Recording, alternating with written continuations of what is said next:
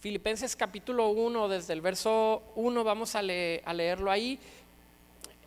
Pablo y Timoteo, siervos de Jesucristo, a todos los santos en Cristo Jesús que están en Filipos, con los obispos y diáconos. Gracia y paz a vosotros, de Dios nuestro Padre y del Señor Jesucristo. Doy gracias a mi Dios siempre que me acuerdo de vosotros, siempre en todas mis oraciones rogando con gozo por todos vosotros, por vuestra comunión en el Evangelio, desde el primer día hasta ahora, estando persuadido de esto, que el que comenzó en vosotros la buena obra la perfeccionará hasta el día de Jesucristo. Como me es justo sentir esto de todos vosotros, por cuanto os tengo en el corazón y en mis prisiones y en la defensa y confirmación del Evangelio, todos vosotros sois participantes conmigo de la gracia, porque Dios me es testigo de que como os amo a todos vosotros con el entrañable amor de Jesucristo, y esto pido en oración, que vuestro amor abunde aún más y más en ciencia y en todo conocimiento, para que aprobéis lo mejor, a fin de que seáis sinceros e irreprensibles para el día de Cristo, llenos de frutos de justicia que son por medio de Jesucristo, para gloria y alabanza de Dios.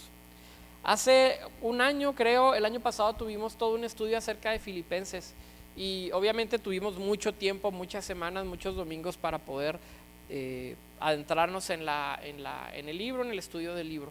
Vamos a recordar algunas cosas de ese estudio y vamos a ver algunas cosas más. Comenzamos con el verso 1 y entendemos un poco el contexto de Pablo escribiendo esta carta a los filipenses. Es una de las cartas que se conocen como cartas desde la cárcel. Pablo estaba encarcelado, hay algunas discusiones si estaba encarcelado en Éfeso o estaba encarcelado en Roma. Son las dos cárceles que sufre Pablo a lo largo de su ministerio, según el libro de los Hechos nos narra. O sea, Pablo durante todo su ministerio terminó en la cárcel. De entrada nos damos cuenta que Pablo, al convertirse, le vienen problemas. No necesariamente se solucionan los problemas, que es un poco el discurso que a veces abusamos de él en nuestras iglesias. Si vienes a Cristo, si te conviertes, se resuelven tus problemas. Y es un poco el gancho que utilizamos para que las personas vengan a la iglesia. ¿Tienes problemas? Ven. ¿Tienes problemas financieros? Ven. ¿Tienes problemas con tu matrimonio? Bien. ¿Tienes problemas de adicciones? Etcétera. Y hacemos campaña, y hacemos desayunito, y hacemos cenas bajo toda esta premisa. ¿Tienes problemas? Ven. Pero nos damos cuenta que no siempre y no necesariamente las cosas son así. Hay problemas y hay una lucha que se desencadena en el momento que nosotros tomamos la decisión de venir a Cristo. Y creo que esta lucha, les he estado comentando a algunos de ustedes, en el momento en que querramos nosotros levantarnos para el Señor, van a haber problemas, va a haber oposición, y eso es claro. La primera oposición que, al menos en mi vida, se percibe es o postergación, o flojera, o falta de motivación. Hay un montón de situaciones que se presentan al momento en que decimos, quiero meterme con el Señor, quiero ahora sí echarle ganas. No sé si sea en todas las iglesias, pero en esta iglesia hay gente que dice que los cristianos cuando cuentan más mentiras es cuando cantan en la alabanza. A mí se me hace que aquí todavía hay una mentira más, que es, Aarón, ya le quiero echar ganas. Esa lo he escuchado, tenemos 5 años de iglesia y la he escuchado no sé si 434 veces, y la sigo escuchando, y no me van a creer, pero ayer la escuché, anoche la escuché, y todavía no llegan los que me lo dijeron. Es algo bien recurrente, Señor, ya, ahí todos pensando a ver quién no llega, saquen la lista, ¿no?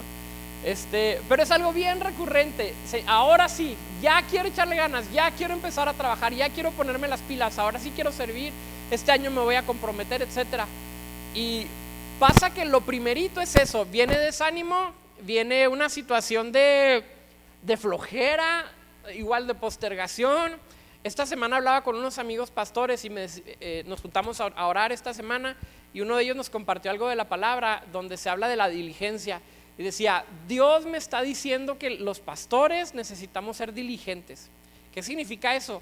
Necesitas trabajar, porque no tenemos un jefe terrenal que nos esté marcando la hora, que nos esté diciendo a qué hora entrar, a qué hora salir. No tenemos que presentar reportes. Pero creo que a veces la iglesia manifiesta lo que el liderazgo también está haciendo. Es decir, no estamos echándonos la culpa unos a otros, sino que estamos diciendo que hay una falta de cultura de diligencia dentro de la iglesia. Pero bueno, regresándonos a Pablo, vemos que Pablo se convierte y vienen problemas. Pablo está en la cárcel en varias ocasiones. Así le pasó a Shane Claiborne cuando viene y nos platica y dice, cuando me convertí me empezaron a meter a la cárcel por protestar, por ponerse en huelgas, por defender las situaciones de los más necesitados, de los más débiles.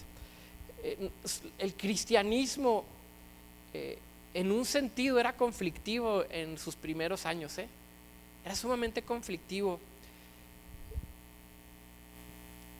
Ya hemos platicado la historia de Bonhoeffer y todos los pastores alemanes o los teólogos alemanes en el siglo pasado, cuando el régimen nazi se levanta en Alemania. La iglesia tradicional en Alemania, la iglesia no era la iglesia nacional formalmente, pero la que todo mundo pertenecía por haber nacido en Alemania. Siempre hay una religión en cada país a la cual tú perteneces por el simple hecho de haber nacido ahí, ¿no? Esta religión era protestante en Alemania en el tiempo de la Segunda Guerra Mundial. Y empieza a haber una situación en que se empieza a levantar todo el régimen nazi y la iglesia nunca es una confrontación por las atrocidades a lo que estaba realizando Hitler. La iglesia, y sabemos la denominación y sabemos cuál iglesia es, pero no lo voy a mencionar porque se graba y no es lo correcto, porque estaremos enjuiciando a toda la denominación. Pero nunca se levantan para decir, está mal lo que estás haciendo, Hitler. O sea, no era cualquier persona, 60 millones de muertes en la Segunda Guerra Mundial. 60 millones de muertos, 60 millones. No podemos dimensionar eso. 6 millones de judíos asesinados en cámaras de gases de una manera inhumana. Y la iglesia nunca dijo nada. La iglesia nunca dijo ni pío. Y se levanta un movimiento donde aparece Dietrich Bonhoeffer, Pannenberg, Karl Barth, varios teólogos sumamente importantes para toda la iglesia protestante de esa época, y se reúnen una vez y hacen un movimiento que se llama la iglesia confesante. Y si tienen la oportunidad de verlo o de investigar, póngalo así nada más en Google y les va a aparecer la iglesia confesante. Y se reunieron todos estos teólogos, hicieron un escrito, ese escrito también lo pueden encontrar, donde dicen: nosotros confesamos lo siguiente, y decían ellos, que somos primeramente leales a Cristo que a los hombres, que somos primeramente fieles al gobierno de Jesús que al gobierno humano, que vamos a oponernos a aquello que vaya en contra de la voluntad y de la palabra de Dios. Y empiezan a hacer este tipo de declaraciones. Ya sabemos que a Bonhoeffer eso le cuesta ir encarcelado, morir en un campo de concentración, lo llevan y lo ahorcan y fallece 20 días antes de que termine la Segunda Guerra Mundial. La iglesia tiene que ser un movimiento que tenga que presionar aquellas cosas que estén fuera de lugar dentro de la sociedad. La iglesia tiene una naturaleza conflictiva y Cristo tenía una naturaleza conflictiva. Basta que abras los evangelios casi en cualquier capítulo y te empiezas a dar cuenta que Jesús tenía conflicto con alguien. Tenía conflicto con los fariseos, tenía conflicto con los gobernadores, tenía conflicto con los escribas, tenía conflicto con los mismos discípulos cuando le permite a la mujer, ¿se acuerdan que le pone el perfume a los pies y los discípulos se enojan? ¿Por qué, Señor, lo hiciste de esta manera? Jesús toma a las mujeres y las reivindica dentro de la sociedad judía. A los niños, ¿se acuerdan? A los niños que dice: déjenlos a los niños venir a mí, porque de ellos es el reino de los cielos. Siempre Jesús estaba metido con aquellas personas que no tenían el mismo valor por la sociedad, y eso causaba conflicto. Pablo sigue las mismas pisadas de Cristo. En el momento en que Pablo se convierte, empiezan a venir, y en una de las cartas hace una lista de las cosas que le pasaron a Pablo. ¿Se acuerdan? He pasado ayunos, y no eran ayunos como los de nosotros, eran ayunos por falta de alimento, porque no tenía para comer. He estado perseguido, he estado en cuevas, he estado apedreado, me han encarcelado tantas veces, he estado en peligro de muerte. En algunas ocasiones parecía que lo habían matado hasta la muerte, y resultaba que el hombre se levantaba al día siguiente y decía: pues a seguirle, ¿no? Y seguía trabajando en la obra misionera y en la obra ministerial. Pero Pablo decía: bajo las pisadas de Cristo tengo que entender que la iglesia no puede perder su sentido de justicia, porque en el momento en que lo hace deja de ser relevante para la sociedad. En el momento en que la iglesia pierde su sentido de conflicto santo, la iglesia deja de ser luz en el mundo en el cual ha sido puesto. Hay una canción, y Caro, vamos a hacer el experimento. Puedes buscarla en YouTube, y si podemos la oímos ahorita que esté lista. Es de Alex San Pedro, se llama Sal. No sal de que salga, sino sal de salar. Ahorita que si la encuentran me avisas y la ponemos. Habla de la condición de la iglesia precisamente porque ha perdido todo este sentido de conflicto santo. Estamos demasiado acomodados en las situaciones en las que estamos.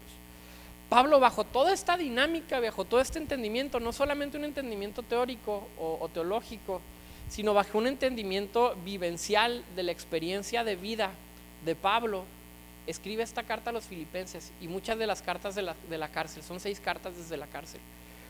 Pero bajo esta carta Pablo empieza a escribirles encarcelado, en persecución, en hambre, azotado, y la carta refleja una fortaleza interior que no tiene congruencia con su situación externa. Pablo les había dicho en algún momento a los corintios, creo que es a los corintios, les dice: el hombre externo se va desgastando constantemente, pero el interior se va fortaleciendo. Hay una dinámica dualista en como lo entiende Pablo. Dice Pablo, hay un hombre interior y hay un hombre exterior. Al exterior le está yendo bien mal, le están metiendo a la cárcel, lo apedrean, donde lo ven le dan un zape, va a pasar bien Pablo, y le dan una patada. Dice, me está yendo mal en el cuerpo, pero interiormente me estoy fortaleciendo y cada vez soy más fuerte en el Señor, cada vez estoy más fortalecido en Cristo. Entonces cuando vemos las cartas desde la cárcel, no notas que Pablo está en la cárcel, y no podemos entender la dimensión de lo que es la persecución que está sufriendo Pablo, porque sus palabras manifiestan una realidad totalmente distinta a la que externamente está viviendo. Ese es un ejemplo de vida del cristiano. Internamente, interiormente me estoy fortaleciendo en Cristo, aunque exteriormente esté pasando por situaciones difíciles. Y llega el momento en que tenemos que aceptarlo, o por lo menos eso me ha pasado a mí. Hay un momento donde tengo que aceptar que esa va a ser una realidad. No siempre voy a estar joven ni guapo, algún día muy lejano, no sé qué. No siempre voy a estar joven, no siempre voy a estar sano, no siempre voy a estar en las mejores condiciones. Tengo que aceptarlo. Si me llega a tocar el arrebatamiento, va a ser un ganarse la lotería, porque todas las generaciones piensan, yo sí me voy a ir en el arrebatamiento, ¿no? A mí sí me va a tocar la segunda. Yo lo dije recién convertido, yo no sé, ¿verdad? Pero yo creo que a mí sí, fíjate. O sea, pasado 2000 años, pero decía, no sé, yo siento que a mí sí me va a tocar el arrebatamiento. Y creo que todos pasamos por esa situación. ¿Por qué? Porque somos los únicos vivos, pues todos los demás ya no les tocó. Somos los únicos que tienen posibilidad. ¿Estamos de acuerdo? Somos la iglesia existente que tiene posibilidad del arrebatamiento, de ver la segunda venida de Cristo. Pero desconocemos esa realidad. Debemos de aceptar que nuestro cuerpo se va a ir desgastando, pero que nuestro ser interior se tiene que fortalecer, tiene que estar creciendo en Cristo, tiene que ser un ser que va creciendo en el fruto que escribe Pablo a los Gálatas: en amor, en gozo, paz, paciencia, benignidad, bondad, fe, mansedumbre y dominio propio. Tristemente podemos encontrar que, a pesar de que el Evangelio nos dice que lo que Dios se interesa en nosotros es integral, Dios se interesa en nuestro espíritu, alma y cuerpo, vende más lo que se ve. Andamos por vista. Entonces me topo a veces con ministros que exteriormente son perfectos. Esta vez que me junté con algunos amigos, uno de ellos viene de una iglesia muy grande, de una de las iglesias con movimientos grandes en México. Y estábamos hablando de toda esta moda de los pastores jóvenes, entre comillas, que hay unos que se visten como muy hipsters.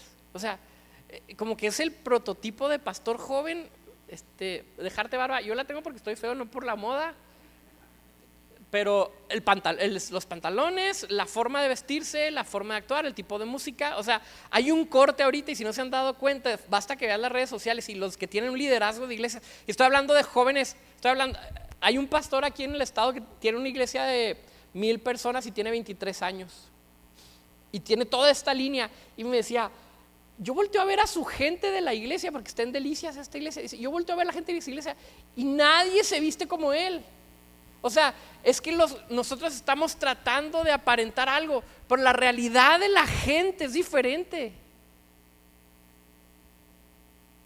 La realidad de las personas es que abajo están sufriendo cosas, están sufriendo enfermedad, están sufriendo situaciones.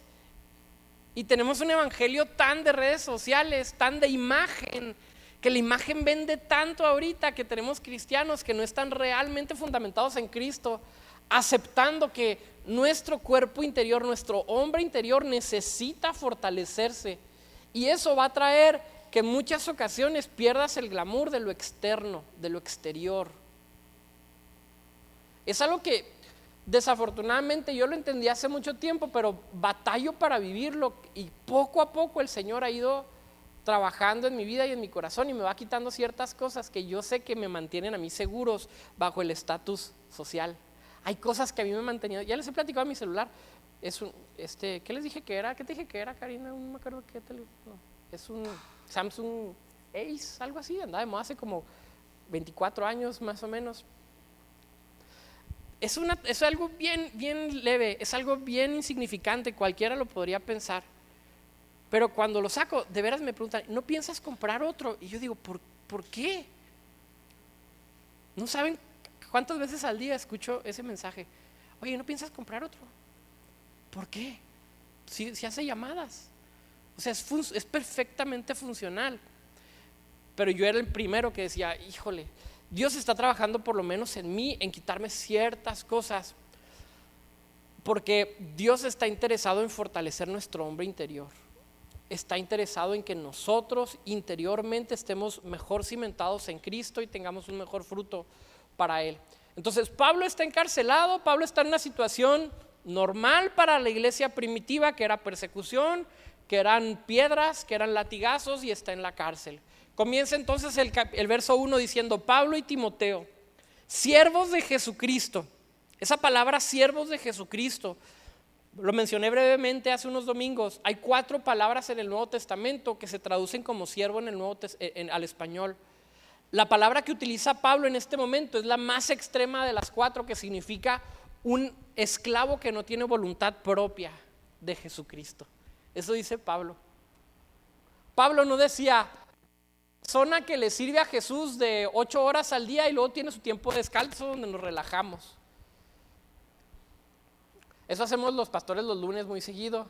El lunes es el día del relajamiento. Y curiosamente, hace muchos años vi una encuesta en Estados Unidos, cuando vivía en Estados Unidos, y que decía que la mayor probabilidad de caída en pecado de los pastores ocurría los lunes.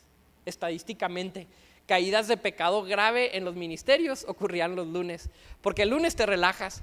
Ayer le decía a Mario, me preguntó Mario, bueno, una persona que no es Mario me preguntaba, ¿viste el capítulo de Dragon Ball, el que sale los sábados en la noche? Le dije, yo lo veo los domingos porque es el día en que ya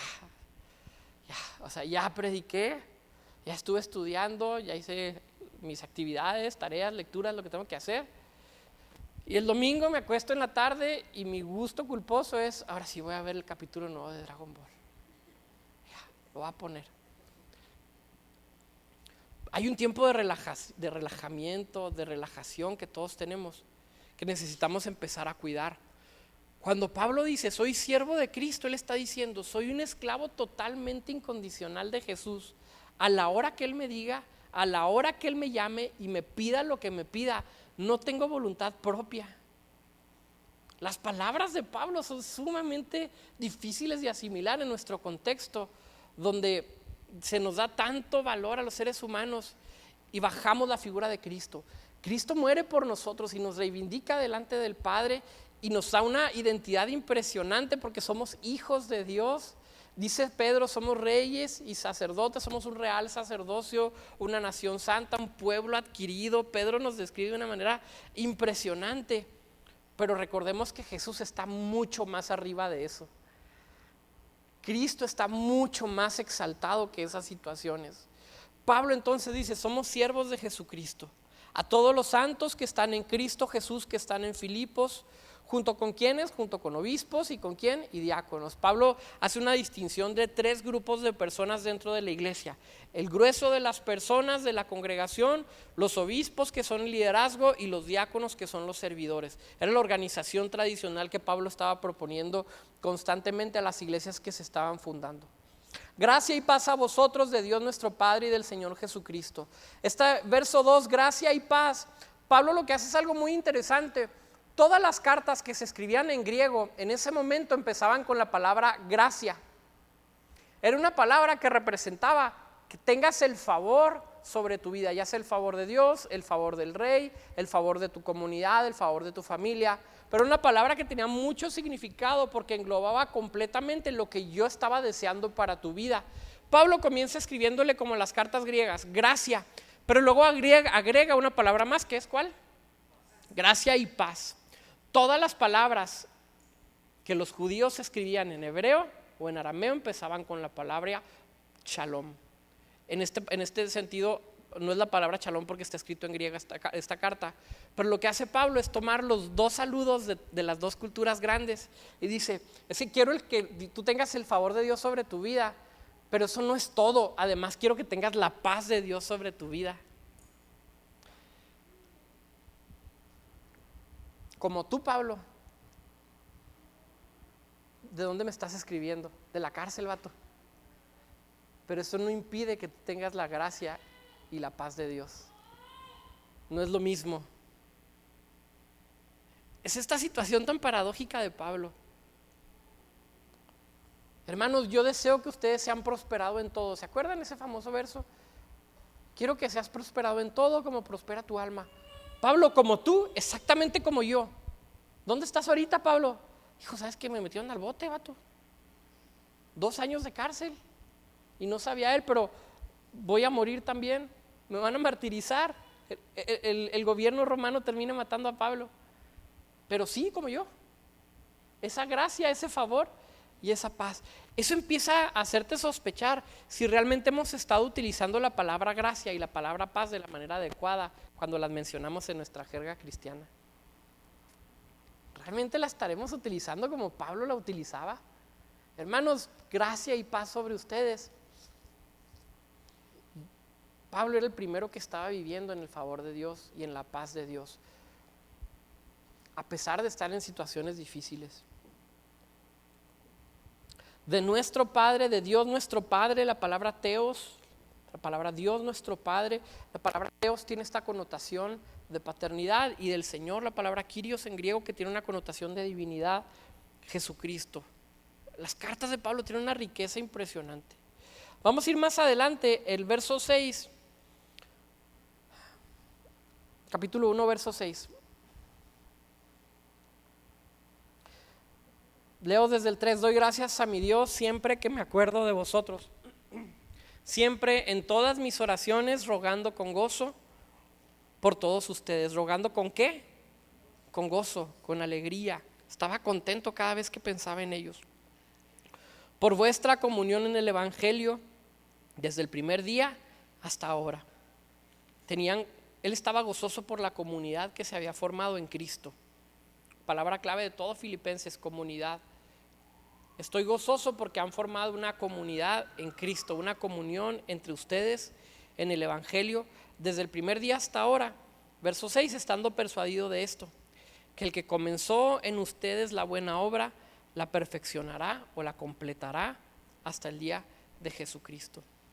Normalmente este verso lo utilizamos y no es incorrecto, pero hablamos, antes de entrar a este verso, ¿tiene la canción? Vamos a oírla porque si no voy a agarrar más. Tengo pacientes esperando el milagro de los peces. Tengo gente hambrienta y no veo multiplicación. Tengo gente que está necesitada de condiciones las más básicas de vida y no veo multiplicación de los panes y los peces. No hay milagros.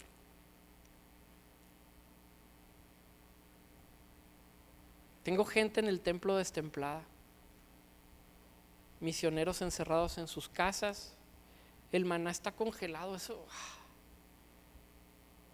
¿se acuerdan del maná? Diariamente te voy a dar lo que necesites. Padre, danos hoy nuestro pan de cada día. Dios les había dicho, no guardes el maná, mañana te voy a dar más comida. Depende de Dios todos los días.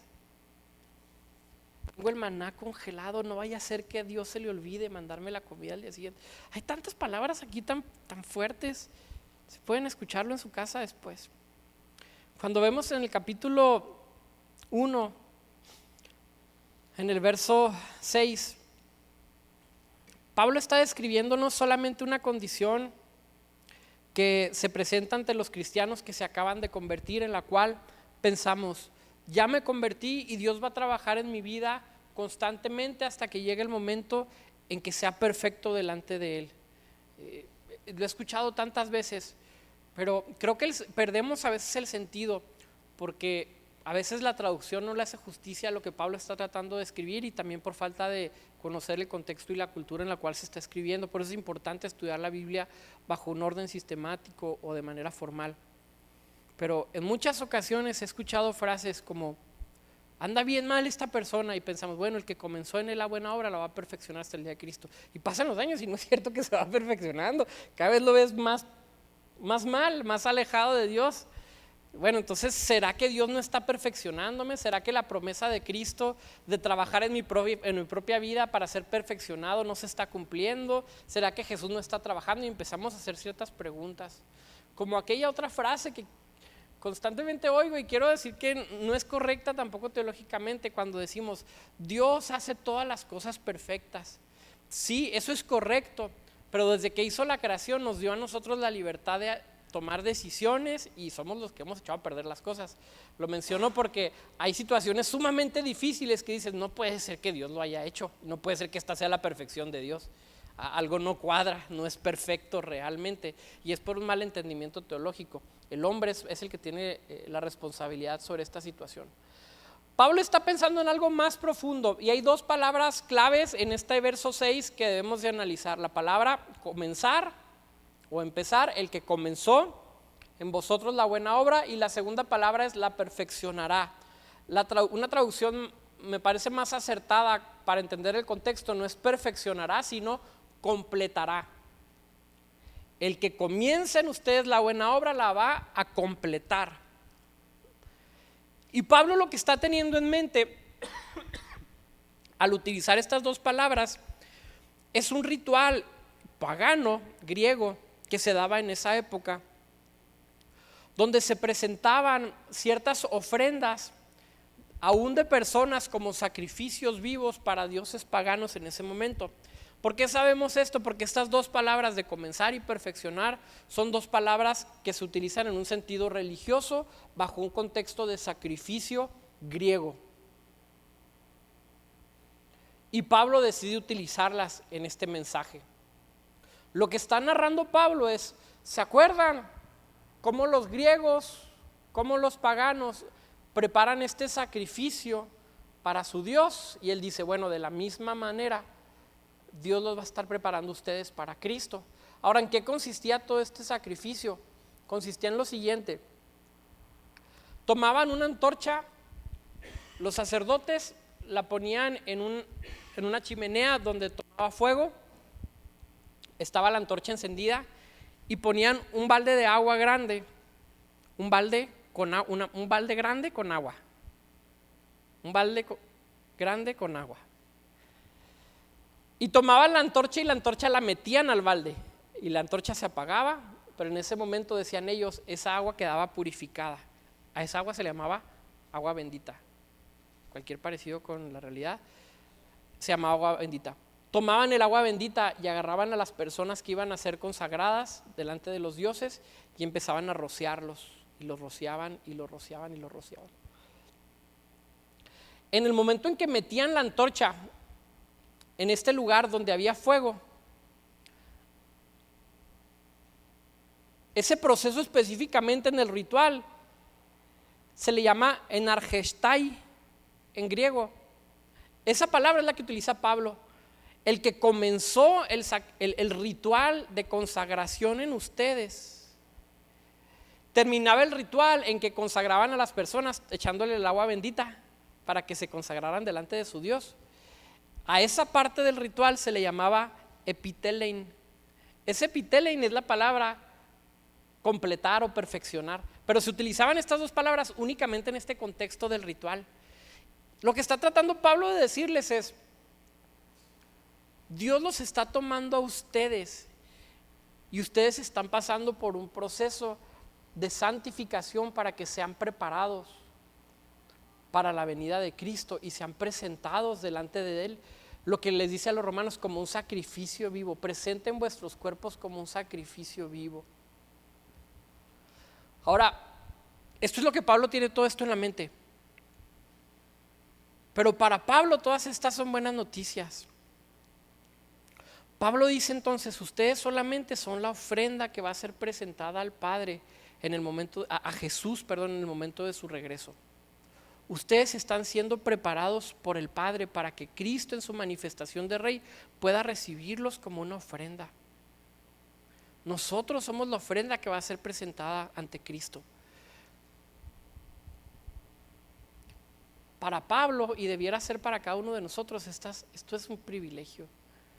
Pablo lo que les está diciendo es: yo imagino que si Pablo viniera a predicarnos, a mí incluyéndome, estuviera ahí sentado, les diría: vato, no sé si diría vato, pero iglesia, ¿qué pues? Decía muy seguido, ¿qué pues?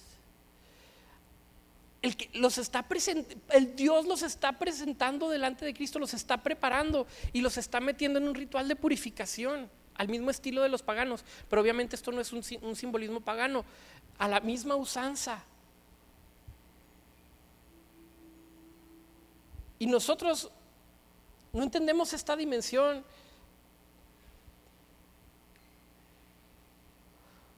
Porque nuestras vidas muy seguido no reflejan el gozo que significa conocer a Dios. Estaba leyendo un libro esta semana y un maestro, un teólogo escribió y dijo: los cristianos que conocen a Cristo se encuentran en una dimensión diferente a todas las personas que están en el mundo, porque ellos saben algo que todos los demás no. Yo digo, es cierto, yo sé algo que los demás no saben. Sin embargo, mi vida no refleja ese principio. Y es bien raro hacer una exhortación para que seamos gozosos. O sea, tienes que ser más alegre. Bueno, pues gracias. Es difícil contagiarlo. Pero les he mencionado en varias ocasiones, un pastor, Josh McDowell, dice: necesitamos desarrollar una teología del gozo dentro de nuestra iglesia. No solamente son las malas noticias de la condición en la iglesia, pero las buenas noticias de que la gracia de Dios está sobre nuestras vidas, como dice Pablo: gracia y paz hay sobre ustedes. Eso es un motivo de alegría. En esta misma carta es donde Pablo les dice: alégrense, y otra vez les digo alégrense. Les dice 2 veces alégrense, y otra vez les repito alégrense. Estén contentos, no por las situaciones externas, sino porque Dios los está preparando, está trabajando en ustedes, a pesar de que no lo veamos, a pesar de que no lo sintamos todos los días, a pesar de que aparentemente nosotros estamos alejándonos o estamos pasando por situaciones que no tienen nada que ver con la voluntad de Dios. Debemos de entender que Él está trabajando en nuestras vidas. Verdaderamente la obra de Dios está en nosotros, y el Espíritu Santo, yo tengo la convicción de que diariamente nos está hablando, pero tengo también la convicción, persuadido de esto, como diría Pablo, de que no todos lo escuchamos. Constantemente Dios nos está hablando, constantemente, y me atrevería a hacer el experimento de señalar a alguno de ustedes y decirle: ¿cuándo es la última vez que Dios te habló? Que está aquí sentado en la primera fila. Y vamos a decir, no estoy seguro si me habló, no estoy seguro si era él, no era él. Leí un libro, vato, hace como 3 años, estaba bien bueno, yo sentí que Dios me habló. Lloré el otro día y sentí una convicción en mi corazón, o hijo, la predicación del otro día, o la canción, o lo que sea. ¿Sabes qué? Si simplemente la canción de Alex San Pedro puede decir, híjole, esa frase, vato, tiene que ver conmigo, Dios te está hablando.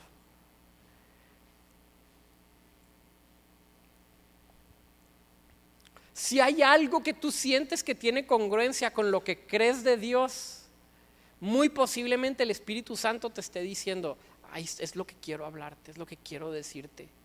El problema es que nosotros no lo vemos como la voz de Dios, lo vemos como algo bonito.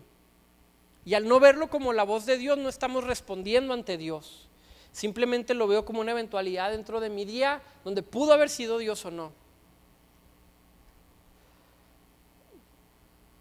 Pero cuando empiezas a pensar, Dios todavía me habla.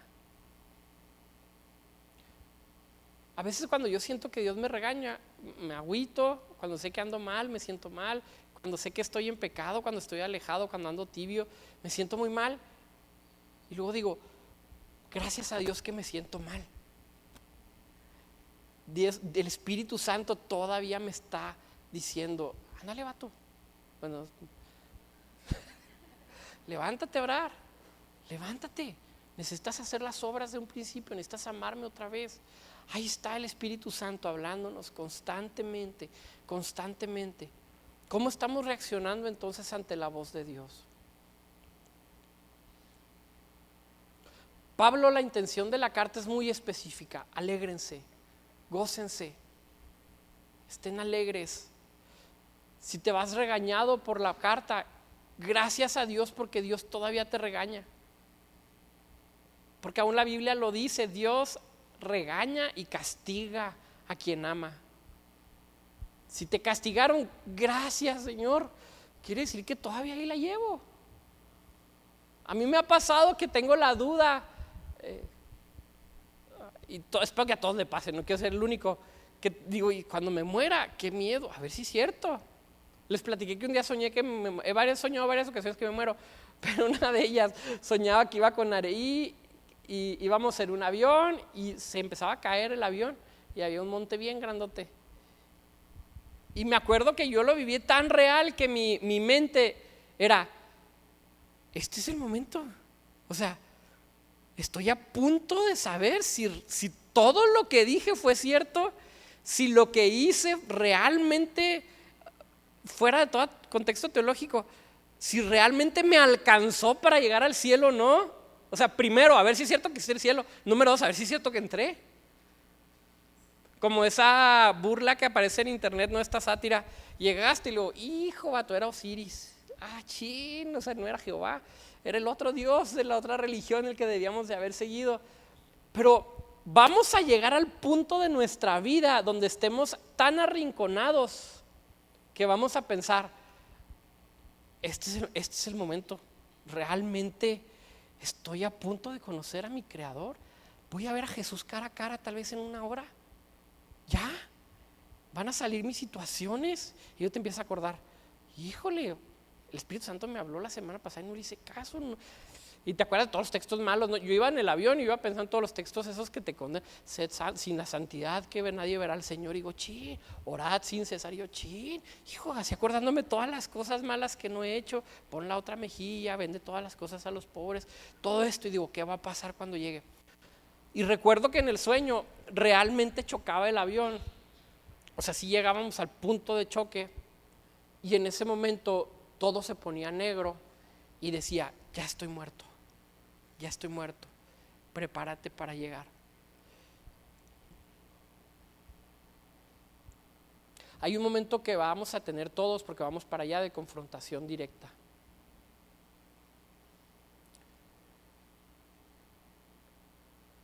Por eso hasta ahorita, cuando yo siento que Dios me regaña, digo, gracias, Señor, todavía me sigues hablando, todavía aún, y quiero darles esperanza a todos para que todos nos vayamos animados, desde el más espiritual hasta el que está más o menos.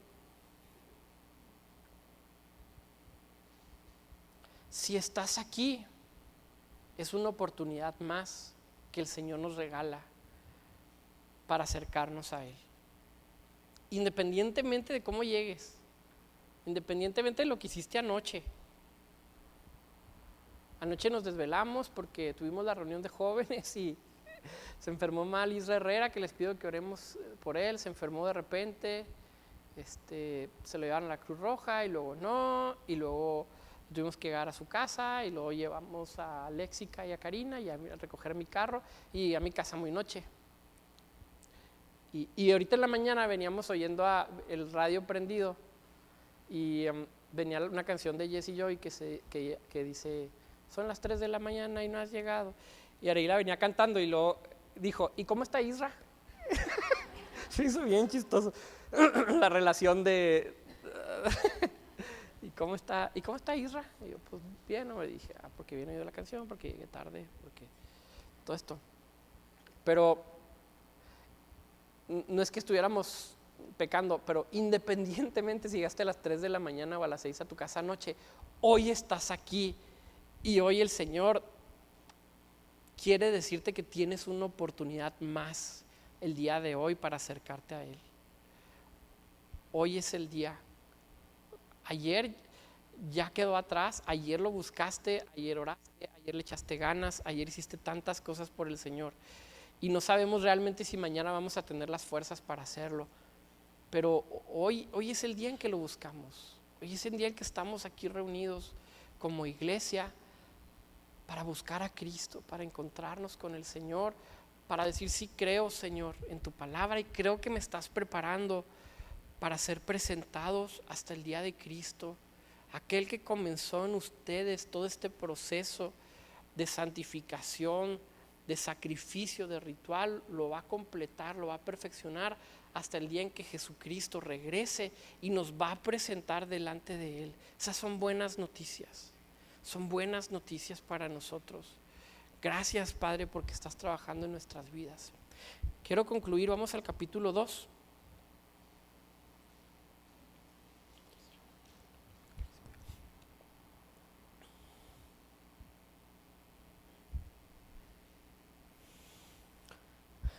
Verso 1.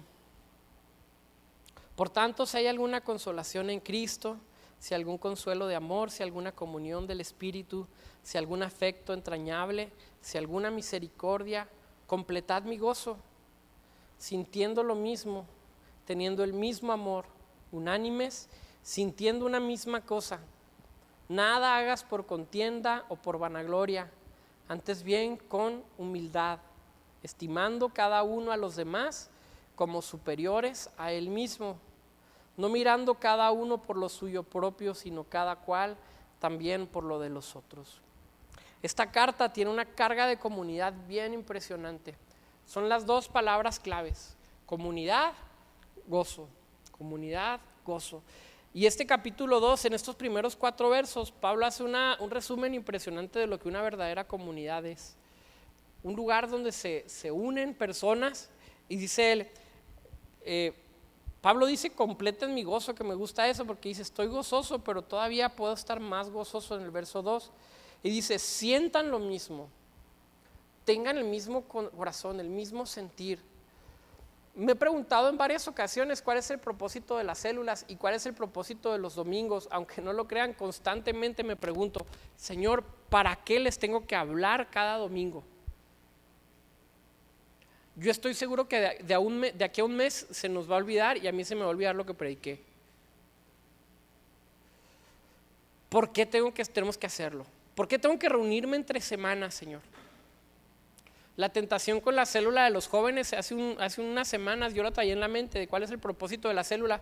Decía: ok, vamos a juntarnos, porque Lalo y Adriana ya están de líderes en la célula y están empezando a trabajar con la reunión, y pensaba: ok, vamos a ir ahorita a la reunión. El primer día que nos vimos hace una semana, creo, Lalo, aquí. Y pensaba: si van 2, ¿qué va a pasar? Si van Lalo y Adriana y Aarón, y van a haber 2 personas, ¿vamos a tener la célula o no? Y yo decía: ¿cuál es el propósito de la célula? ¿Para qué nos estamos juntando como célula? Ok, empezamos a pensar cuál es el propósito y de eso lo platicamos. El propósito es ayudarnos a crecer en Cristo. Entonces, la célula no va a depender de que seamos 10. La célula va a depender de que haya una persona que quiera acercarse a Cristo y crecer en Jesús. A esa persona, pues entre los 3, Lalo y Adriana y Aarón, órale con todo. Hay un propósito dentro de la comunión y de la comunidad que nosotros tenemos como iglesia. Aprendan a sentir lo mismo. Ese es uno de los propósitos. Necesitamos estar juntos para sentir lo mismo. Dice la palabra que nos dolamos con los que se duelen, que nos gocemos con los que se gozan. ¿Cómo lo voy a hacer si no te conozco? ¿Cómo voy a sentir lo mismo que tú si no estoy enterado de las cosas que te pasan? El otro día me contaron que Meni se había enojado conmigo. Les dije, el día que me salió la piedra fue ese día. No se enojó conmigo, así me la contaron, Meni, no sé. Pero me dijo Olga, que no avisaste, ¿sí te enojaste? Dijo Olga, dijo Meni, que por qué no avisaste, que hubieras dicho para estar orando por ti, que estás muy mal y que no sé qué. Estaba indignado. Yo sí lo veo, que ya lo he visto, ya lo conozco. Lo veo indignado. Digo, sí es cierto. Y en esta situación de decir, no pasa nada, hermanos, yo batallo porque a veces como he visto que en otros lugares como que sigo una página, un amigo pastor en el DF, que todo es de él, salen todas las fotos, tanto así que el logotipo es él. Así, es una caricatura de él, se los prometo. Y se hizo una caricatura de sí mismo y el logotipo es él. Y yo digo, ay, no quiero que todo sea el pastor y me choca esa actitud. Entonces a veces por eso trato de no compartir tanto. Saben que está embarazada Areí, pero Areí y yo dijimos no lo vamos a compartir porque hubieron muchas embarazadas este año. Gracias a Dios. Dijeron que era la célula de la fertilidad, la de los lunes. Gracias a Dios por eso. Pero si no hacemos una grande fiesta por el embarazo de otras personas, porque vamos a hacer una grande fiesta por nuestro embarazo. Y trato de tomar toda esta actitud. Pero después me cayó el 20. ¿Cómo quiero que me compartan sus dolores si yo mismo no estoy expresando mis dolores y mis gozos? Mi gozo de esta semana es que va a ser niña. Entonces para mí es como que, wow, para mí es lo mejor, ¿no? Porque digo, a mi gordito lo quiero mucho también, pero desde el primer embarazo yo quería una niña y desafortunadamente no pude ir a la consulta ese día, se me hizo tarde, siempre había ido a todas las consultas y no esperaba que nos dijeran qué iba a hacer, pero no sé por qué dije, voy a alcanzarla en el estacionamiento aunque sea. Y salí de la casa bien tarde y me habló ella, me dijo, voy saliendo. Le dije, ¿dónde estás? Le dije, voy para allá, quería encontrarte aunque fuera en el estacionamiento. Dijo, aquí te espero. Y me estaba esperando en la camioneta. Y saca las fotos y me dice, aquí está tu hija. Y para mí fue, wow. Pero necesitamos sentir una misma cosa. Y ¿vieron todos los que le hicieron así? Eso es parte de sentir una misma cosa. Pero no se trata de que el que tenga el micrófono lo diga, se trata de que vivamos juntos, se trata de que pasemos tiempo juntos, que abramos espacios, que abramos nuestras casas y podamos decir, qué padre, me alegro contigo o me duelo contigo también. Me duelo en las situaciones difíciles, porque pasa, porque hay de las dos, porque la vida tiene las dos. Sientan una misma cosa, les dice Pablo, tengan el mismo amor. Eso es profundo, en eso se resume todo el pensamiento cristiano.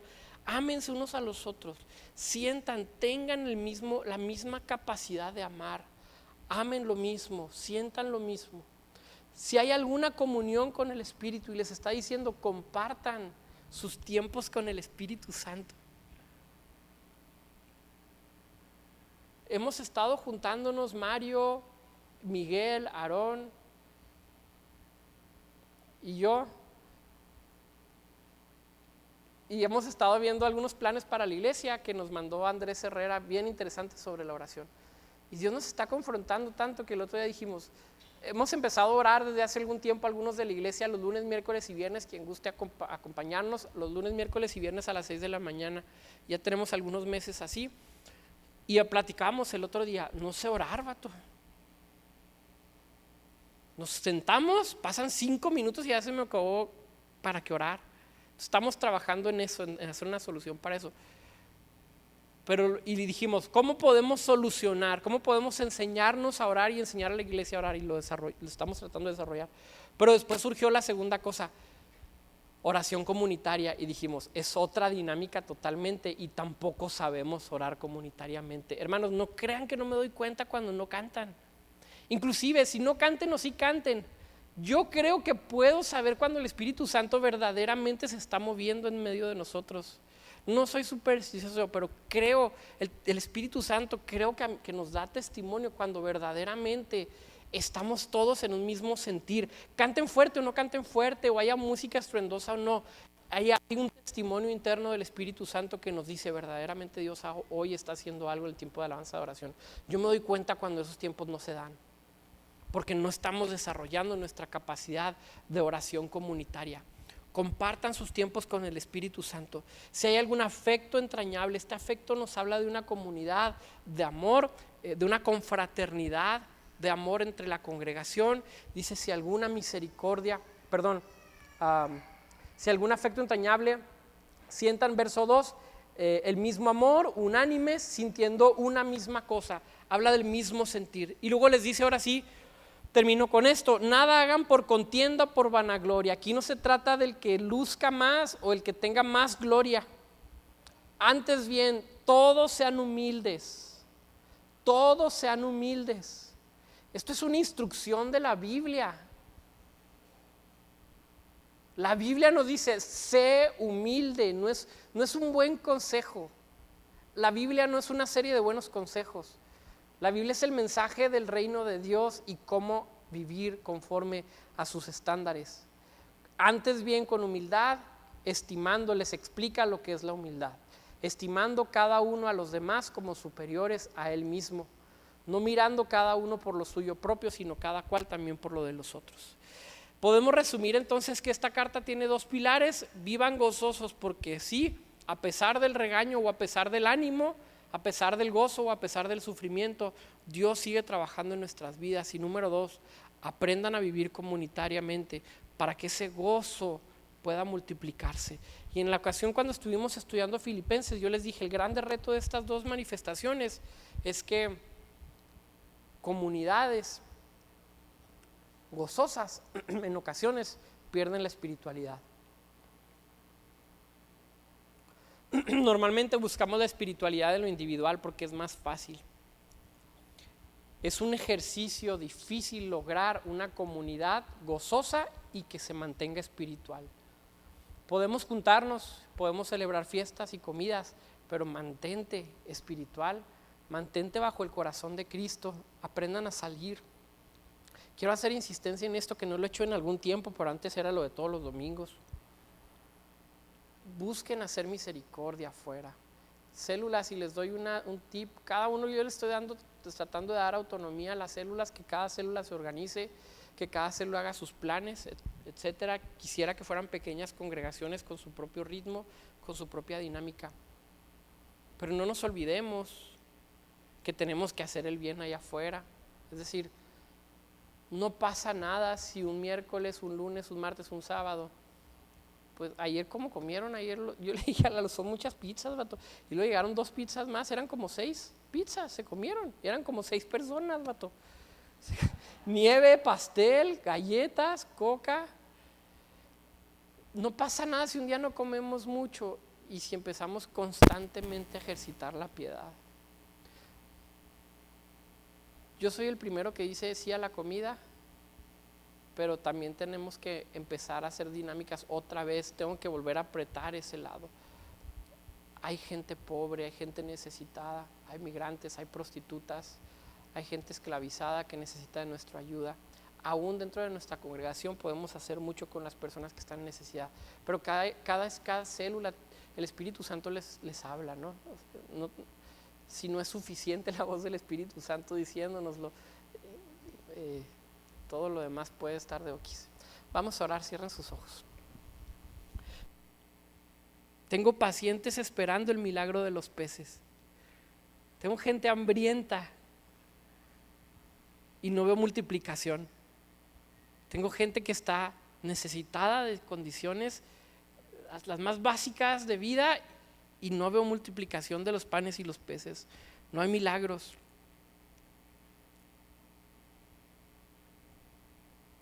Tengo gente en el templo destemplada, misioneros encerrados en sus casas, el maná está congelado. Eso, ¿se acuerdan del maná? Diariamente te voy a dar lo que necesites. Padre, danos hoy nuestro pan de cada día. Dios les había dicho, no guardes el maná, mañana te voy a dar más comida. Depende de Dios todos los días. Tengo el maná congelado, no vaya a ser que a Dios se le olvide mandarme la comida al día siguiente.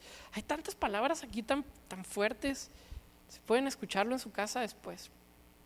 Cuando vemos en el capítulo 1, en el verso 6, Pablo está describiendo no solamente una condición que se presenta ante los cristianos que se acaban de convertir, en la cual pensamos, ya me convertí y Dios va a trabajar en mi vida constantemente hasta que llegue el momento en que sea perfecto delante de Él. Lo he escuchado tantas veces, pero creo que perdemos a veces el sentido, porque a veces la traducción no le hace justicia a lo que Pablo está tratando de escribir, y también por falta de conocer el contexto y la cultura en la cual se está escribiendo. Por eso es importante estudiar la Biblia bajo un orden sistemático o de manera formal. Pero en muchas ocasiones he escuchado frases como, anda bien mal esta persona, y pensamos, bueno, el que comenzó en él la buena obra la va a perfeccionar hasta el día de Cristo. Y pasan los años y no es cierto que se va perfeccionando, cada vez lo ves más mal, más alejado de Dios. Bueno, entonces, ¿será que Dios no está perfeccionándome? ¿Será que la promesa de Cristo de trabajar en mi propia vida para ser perfeccionado no se está cumpliendo? ¿Será que Jesús no está trabajando? Y empezamos a hacer ciertas preguntas, como aquella otra frase que constantemente oigo, y quiero decir que no es correcta tampoco teológicamente, cuando decimos Dios hace todas las cosas perfectas. Sí, eso es correcto, pero desde que hizo la creación nos dio a nosotros la libertad de tomar decisiones, y somos los que hemos echado a perder las cosas. Lo menciono porque hay situaciones sumamente difíciles que dices, no puede ser que Dios lo haya hecho, no puede ser que esta sea la perfección de Dios. Algo no cuadra, no es perfecto realmente, y es por un mal entendimiento teológico. El hombre es el que tiene la responsabilidad sobre esta situación. Pablo está pensando en algo más profundo, y hay dos palabras claves en este verso 6 que debemos de analizar. La palabra comenzar o empezar, el que comenzó en vosotros la buena obra, y la segunda palabra es la perfeccionará. Una traducción me parece más acertada para entender el contexto, no es perfeccionará, sino completará. El que comienza en ustedes la buena obra la va a completar. Y Pablo lo que está teniendo en mente al utilizar estas dos palabras es un ritual pagano, griego, que se daba en esa época, donde se presentaban ciertas ofrendas, aún de personas, como sacrificios vivos para dioses paganos en ese momento. ¿Por qué sabemos esto? Porque estas dos palabras de comenzar y perfeccionar son dos palabras que se utilizan en un sentido religioso bajo un contexto de sacrificio griego. Y Pablo decide utilizarlas en este mensaje. Lo que está narrando Pablo es, ¿se acuerdan cómo los griegos, cómo los paganos preparan este sacrificio para su Dios? Y él dice, bueno, de la misma manera Dios los va a estar preparando ustedes para Cristo. Ahora, ¿en qué consistía todo este sacrificio? Consistía en lo siguiente: tomaban una antorcha, los sacerdotes la ponían en una chimenea donde tomaba fuego, estaba la antorcha encendida, y ponían un balde de agua grande, un balde grande con agua, grande con agua. Y tomaban la antorcha y la antorcha la metían al balde, y la antorcha se apagaba, pero en ese momento, decían ellos, esa agua quedaba purificada. A esa agua se le llamaba agua bendita. Cualquier parecido con la realidad se llamaba agua bendita. Tomaban el agua bendita y agarraban a las personas que iban a ser consagradas delante de los dioses y empezaban a rociarlos, y los rociaban y los rociaban y los rociaban. En el momento en que metían la antorcha en este lugar donde había fuego, ese proceso específicamente en el ritual se le llama enargestai en griego. Esa palabra es la que utiliza Pablo. El que comenzó el ritual de consagración en ustedes. Terminaba el ritual en que consagraban a las personas echándole el agua bendita para que se consagraran delante de su Dios. A esa parte del ritual se le llamaba epitelein. Ese epitelein es la palabra completar o perfeccionar, pero se utilizaban estas dos palabras únicamente en este contexto del ritual. Lo que está tratando Pablo de decirles es: Dios los está tomando a ustedes y ustedes están pasando por un proceso de santificación para que sean preparados para la venida de Cristo y sean presentados delante de Él. Lo que les dice a los romanos, como un sacrificio vivo. Presenten vuestros cuerpos como un sacrificio vivo. Ahora, esto es lo que Pablo tiene todo esto en la mente. Pero para Pablo todas estas son buenas noticias. Pablo dice entonces: ustedes solamente son la ofrenda que va a ser presentada al Padre en el momento, a Jesús, perdón, en el momento de su regreso. Ustedes están siendo preparados por el Padre para que Cristo en su manifestación de Rey pueda recibirlos como una ofrenda. Nosotros somos la ofrenda que va a ser presentada ante Cristo. Para Pablo, y debiera ser para cada uno de nosotros, esto es un privilegio. Pablo lo que les está diciendo es: yo imagino que si Pablo viniera a predicarnos, a mí incluyéndome, estuviera ahí sentado, les diría: vato, no sé si diría vato, pero iglesia, ¿qué pues? Decía muy seguido, ¿qué pues? El Dios los está presentando delante de Cristo, los está preparando y los está metiendo en un ritual de purificación, al mismo estilo de los paganos, pero obviamente esto no es un simbolismo pagano, a la misma usanza. Y nosotros no entendemos esta dimensión.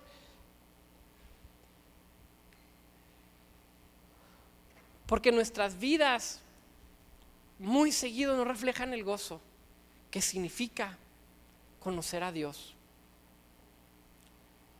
Estaba leyendo un libro esta semana y un maestro, un teólogo escribió y dijo: los cristianos que conocen a Cristo se encuentran en una dimensión diferente a todas las personas que están en el mundo, porque ellos saben algo que todos los demás no. Yo digo, es cierto, yo sé algo que los demás no saben. Sin embargo, mi vida no refleja ese principio. Y es bien raro hacer una exhortación para que seamos gozosos. O sea, tienes que ser más alegre. Bueno, pues gracias. Es difícil contagiarlo. Pero les he mencionado en varias ocasiones, un pastor, Josh McDowell, dice: necesitamos desarrollar una teología del gozo dentro de nuestra iglesia. No solamente son las malas noticias de la condición en la iglesia, pero las buenas noticias de que la gracia de Dios está sobre nuestras vidas, como dice Pablo: gracia y paz hay sobre ustedes. Eso es un motivo de alegría. En esta misma carta es donde Pablo les dice: alégrense, y otra vez les digo, alégrense. Les dice 2 veces, alégrense, y otra vez les repito, alégrense. Estén contentos, no por las situaciones externas, sino porque Dios los está preparando, está trabajando en ustedes, a pesar de que no lo veamos, a pesar de que no lo sintamos todos los días, a pesar de que aparentemente nosotros estamos alejándonos o estamos pasando por situaciones que no tienen nada que ver con la voluntad de Dios. Debemos de entender que Él está trabajando en nuestras vidas.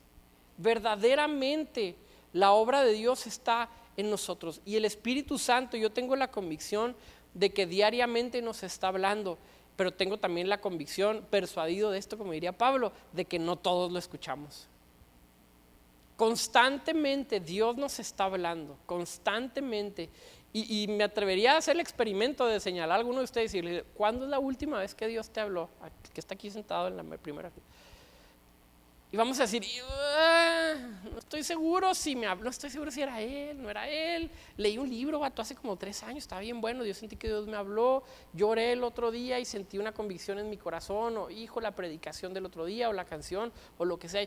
¿Sabes qué? Si simplemente la canción de Alex San Pedro puede decir, híjole, esa frase, vato, tiene que ver conmigo, Dios te está hablando.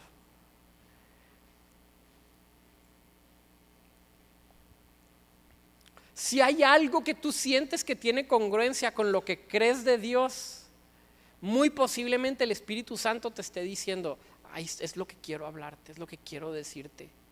El problema es que nosotros no lo vemos como la voz de Dios, lo vemos como algo bonito. Y al no verlo como la voz de Dios, no estamos respondiendo ante Dios. Simplemente lo veo como una eventualidad dentro de mi día, donde pudo haber sido Dios o no.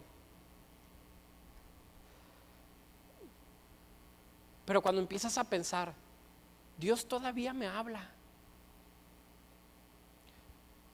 A veces cuando yo siento que Dios me regaña, me agüito. Cuando sé que ando mal, me siento mal.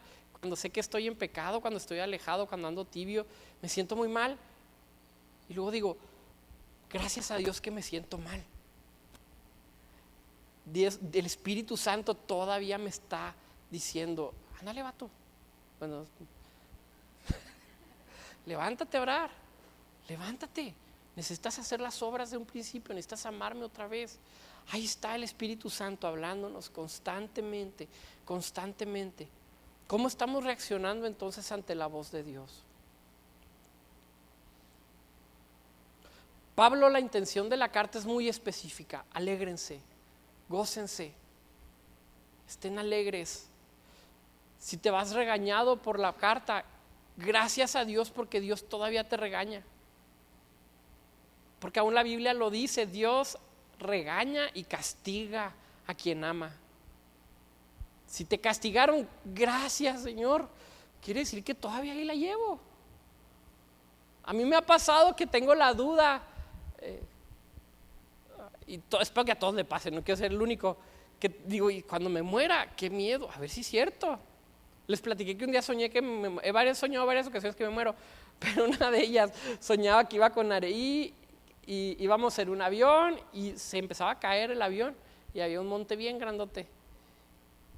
Y me acuerdo que yo lo viví tan real que mi mente era, este es el momento. O sea, estoy a punto de saber si todo lo que dije fue cierto, si lo que hice realmente, fuera de todo contexto teológico, si realmente me alcanzó para llegar al cielo o no. O sea, primero, a ver si es cierto que es el cielo. Número 2, a ver si es cierto que entré. Como esa burla que aparece en internet, no, esta sátira. Llegaste y luego, hijo, vato, era Osiris. O sea, no era Jehová. Era el otro Dios de la otra religión el que debíamos de haber seguido. Pero vamos a llegar al punto de nuestra vida donde estemos tan arrinconados que vamos a pensar, este es el momento, realmente estoy a punto de conocer a mi Creador, voy a ver a Jesús cara a cara tal vez en 1 hora, ya, van a salir mis situaciones y yo te empiezo a acordar, híjole, el Espíritu Santo me habló la semana pasada y no le hice caso, no.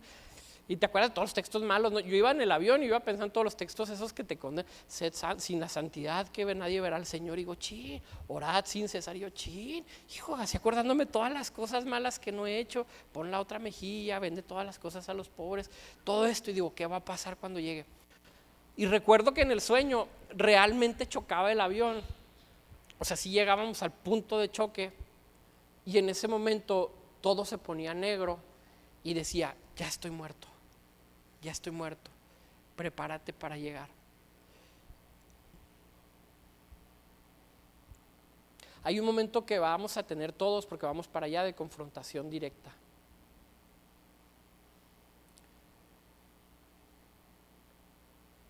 Por eso hasta ahorita, cuando yo siento que Dios me regaña, digo, gracias, Señor, todavía me sigues hablando, todavía aún, y quiero darles esperanza a todos para que todos nos vayamos animados, desde el más espiritual hasta el que está más o menos. Si estás aquí es una oportunidad más que el Señor nos regala para acercarnos a Él. Independientemente de cómo llegues, independientemente de lo que hiciste anoche.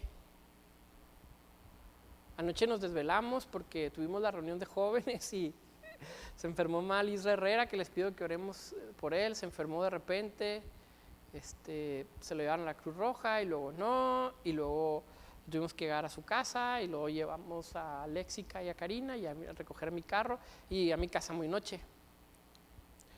Y ahorita en la mañana veníamos oyendo el radio prendido y venía una canción de Jesse Joy que dice: son las 3 de la mañana y no has llegado. Y Areila venía cantando y luego dijo: ¿y cómo está Isra? Se hizo bien chistoso la relación de ¿y cómo está Isra? Y yo, pues bien, ¿no? Me dije, porque bien oído la canción, porque llegué tarde, porque todo esto.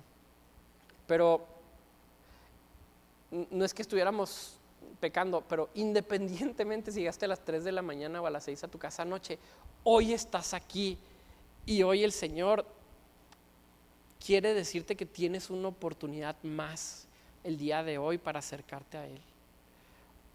Hoy es el día. Ayer ya quedó atrás, ayer lo buscaste, ayer oraste, ayer le echaste ganas, ayer hiciste tantas cosas por el Señor. Y no sabemos realmente si mañana vamos a tener las fuerzas para hacerlo.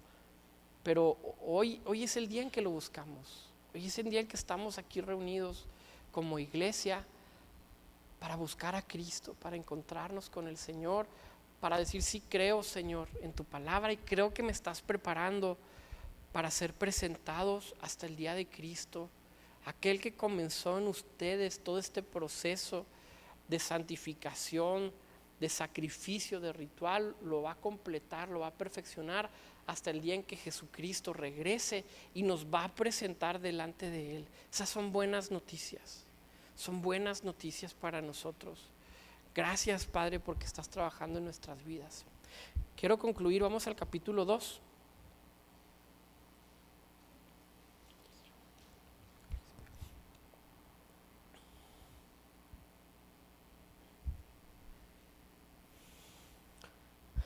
Verso 1. Por tanto, si hay alguna consolación en Cristo, si algún consuelo de amor, si alguna comunión del Espíritu, si algún afecto entrañable, si alguna misericordia, completad mi gozo, sintiendo lo mismo, teniendo el mismo amor, unánimes, sintiendo una misma cosa. Nada hagas por contienda o por vanagloria, antes bien con humildad, estimando cada uno a los demás como superiores a él mismo, no mirando cada uno por lo suyo propio, sino cada cual también por lo de los otros. Esta carta tiene una carga de comunidad bien impresionante. Son las dos palabras claves: comunidad, gozo. Comunidad, gozo. Y este capítulo 2, en estos primeros 4 versos, Pablo hace un resumen impresionante de lo que una verdadera comunidad es. Un lugar donde se unen personas, y dice él, Pablo dice: completen mi gozo, que me gusta eso, porque dice: estoy gozoso, pero todavía puedo estar más gozoso en el verso 2. Y dice: sientan lo mismo, tengan el mismo corazón, el mismo sentir. Me he preguntado en varias ocasiones cuál es el propósito de las células y cuál es el propósito de los domingos. Aunque no lo crean, constantemente me pregunto: Señor, ¿para qué les tengo que hablar cada domingo? Yo estoy seguro que de aquí a un mes se nos va a olvidar, y a mí se me va a olvidar lo que prediqué. ¿Por qué tenemos que hacerlo? ¿Por qué tengo que reunirme entre semanas, Señor? La tentación con la célula de los jóvenes hace unas semanas yo lo traía en la mente de cuál es el propósito de la célula. Decía: ok, vamos a juntarnos, porque Lalo y Adriana ya están de líderes en la célula y están empezando a trabajar con la reunión, y pensaba: ok, vamos a ir ahorita a la reunión. El primer día que nos vimos hace una semana, creo, Lalo, aquí. Pensaba: si van 2, ¿qué va a pasar? Si van Lalo y Adriana y Aarón, y van a haber 2 personas, ¿vamos a tener la célula o no? Y yo decía: ¿cuál es el propósito de la célula? ¿Para qué nos estamos juntando como célula? Ok, empezamos a pensar cuál es el propósito y de eso lo platicamos. El propósito es ayudarnos a crecer en Cristo. Entonces, la célula no va a depender de que seamos 10. La célula va a depender de que haya una persona que quiera acercarse a Cristo y crecer en Jesús. A esa persona, pues entre los 3, Lalo y Adriana y Aarón, órale con todo. Hay un propósito dentro de la comunión y de la comunidad que nosotros tenemos como iglesia. Aprendan a sentir lo mismo. Ese es uno de los propósitos. Necesitamos estar juntos para sentir lo mismo. Dice la palabra que nos dolamos con los que se duelen, que nos gocemos con los que se gozan. ¿Cómo lo voy a hacer si no te conozco? ¿Cómo voy a sentir lo mismo que tú si no estoy enterado de las cosas que te pasan? El otro día me contaron que Meni se había enojado conmigo. Les dije, el día que me salió la piedra fue ese día. No se enojó conmigo, así me la contaron, Meni, no sé. Pero me dijo Olga, que no avisaste, ¿sí te enojaste? Dijo Olga, dijo Meni, que por qué no avisaste, que hubieras dicho para estar orando por ti, que estás muy mal y que no sé qué. Estaba indignado. Yo sí lo veo, que ya lo he visto, ya lo conozco. Lo veo indignado. Digo, sí es cierto. Y en esta situación de decir, no pasa nada, hermanos, yo abatallo porque a veces como he visto que en otros lugares como que sigo una página, un amigo pastor en el DF, que todo es de él, salen todas las fotos, tanto así que el logotipo es él. Así, es una caricatura de él, se los prometo. Y se hizo una caricatura de sí mismo y el logotipo es él. Y yo digo, ay, no quiero que todo sea el pastor y me choca esa actitud. Entonces a veces por eso trato de no compartir tanto. Saben que está embarazada Areí, pero Areí y yo dijimos no lo vamos a compartir porque hubieron muchas embarazadas este año. Gracias a Dios. Dijeron que era la célula de la fertilidad, la de los lunes. Gracias a Dios por eso. Pero si no hacemos una grande fiesta por el embarazo de otras personas, porque vamos a hacer una grande fiesta por nuestro embarazo. Y trato de tomar toda esta actitud. Pero después me cayó el 20. ¿Cómo quiero que me compartan sus dolores si yo mismo no estoy expresando mis dolores y mis gozos? Mi gozo de esta semana es que va a ser niña. Entonces para mí es como que wow, para mí es lo mejor, ¿no? Porque digo, a mi gordito lo quiero mucho también, pero desde el primer embarazo yo quería una niña y desafortunadamente no pude ir a la consulta ese día, se me hizo tarde. Siempre había ido a todas las consultas y no esperaba que nos dijeran qué iba a hacer, pero no sé por qué dije voy a alcanzarla en el estacionamiento aunque sea. Y salí de la casa bien tarde y me habló ella, me dijo voy saliendo. Le dije ¿dónde estás? Le dije voy para allá, quería encontrarte aunque fuera en el estacionamiento. Dijo aquí te espero. Me estaba esperando en la camioneta y saca las fotos y me dice aquí está tu hija. Y para mí fue wow. Pero necesitamos sentir una misma cosa. ¿Vieron todos los que le hicieron así? Eso es parte de sentir una misma cosa. Pero no se trata de que el que tenga el micrófono lo diga, se trata de que vivamos juntos, se trata de que pasemos tiempo juntos, que abramos espacios, que abramos nuestras casas y podamos decir, qué padre, me alegro contigo o me duelo contigo también. Me duelo en las situaciones difíciles, porque pasa, porque hay de las dos, porque la vida tiene las dos. Sientan una misma cosa, les dice Pablo, tengan el mismo amor. Eso es profundo, en eso se resume todo el pensamiento cristiano. Ámense unos a los otros, sientan, tengan la misma capacidad de amar, amen lo mismo, sientan lo mismo. Si hay alguna comunión con el Espíritu y les está diciendo compartan sus tiempos con el Espíritu Santo. Hemos estado juntándonos Mario, Miguel, Aarón y yo, y hemos estado viendo algunos planes para la iglesia que nos mandó Andrés Herrera, bien interesantes sobre la oración.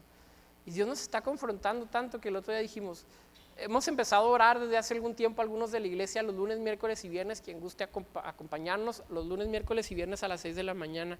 Ya tenemos algunos meses así. Y platicábamos el otro día, no sé orar, vato. Nos sentamos, pasan 5 minutos y ya se me acabó para qué orar. Estamos trabajando en eso, en hacer una solución para eso. Y dijimos, ¿cómo podemos solucionar? ¿Cómo podemos enseñarnos a orar y enseñar a la iglesia a orar? Y lo estamos tratando de desarrollar. Pero después surgió la segunda cosa, oración comunitaria, y dijimos, es otra dinámica totalmente y tampoco sabemos orar comunitariamente. Hermanos, no crean que no me doy cuenta cuando no cantan. Inclusive, si no canten o sí canten, yo creo que puedo saber cuando el Espíritu Santo verdaderamente se está moviendo en medio de nosotros. No soy supersticioso, pero creo, el Espíritu Santo creo que nos da testimonio cuando verdaderamente estamos todos en un mismo sentir. Canten fuerte o no canten fuerte, o haya música estruendosa o no, hay un testimonio interno del Espíritu Santo que nos dice verdaderamente Dios hoy está haciendo algo en el tiempo de alabanza de oración. Yo me doy cuenta cuando esos tiempos no se dan, porque no estamos desarrollando nuestra capacidad de oración comunitaria. Compartan sus tiempos con el Espíritu Santo. Si hay algún afecto entrañable, este afecto nos habla de una comunidad de amor, de una confraternidad, de amor entre la congregación. Dice, si algún afecto entrañable, sientan, verso 2, el mismo amor, unánimes, sintiendo una misma cosa. Habla del mismo sentir. Y luego les dice, ahora sí, termino con esto, nada hagan por contienda, por vanagloria. Aquí no se trata del que luzca más o el que tenga más gloria. Antes bien, todos sean humildes. Todos sean humildes. Esto es una instrucción de la Biblia. La Biblia nos dice, sé humilde, no es un buen consejo. La Biblia no es una serie de buenos consejos. La Biblia es el mensaje del reino de Dios y cómo vivir conforme a sus estándares. Antes bien, con humildad, estimando, les explica lo que es la humildad. Estimando cada uno a los demás como superiores a él mismo. No mirando cada uno por lo suyo propio, sino cada cual también por lo de los otros.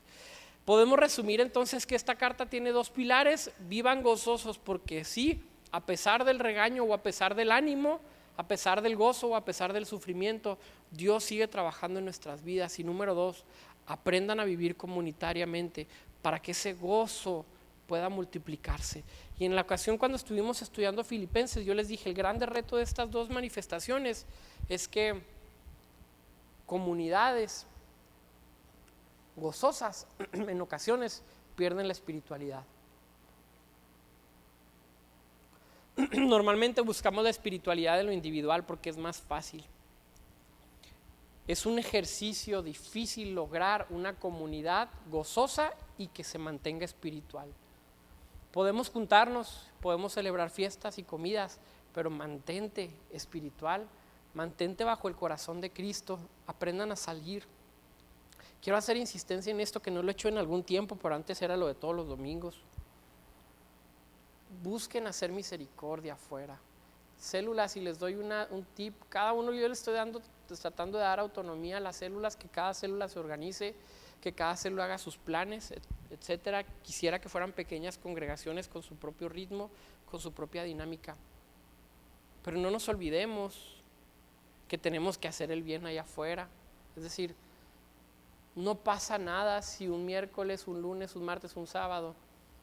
Pues ayer como comieron, yo le dije, son muchas pizzas, vato. Y luego llegaron 2 pizzas más, eran como 6 pizzas, se comieron. Eran como 6 personas, vato. Nieve, pastel, galletas, coca. No pasa nada si un día no comemos mucho y si empezamos constantemente a ejercitar la piedad. Yo soy el primero que dice sí a la comida, pero también tenemos que empezar a hacer dinámicas otra vez. Tengo que volver a apretar ese lado. Hay gente pobre, hay gente necesitada, hay migrantes, hay prostitutas, hay gente esclavizada que necesita de nuestra ayuda. Aún dentro de nuestra congregación podemos hacer mucho con las personas que están en necesidad, pero cada célula, el Espíritu Santo les habla, ¿no? Si no es suficiente la voz del Espíritu Santo diciéndonoslo, todo lo demás puede estar de oquis. Vamos a orar, cierren sus ojos.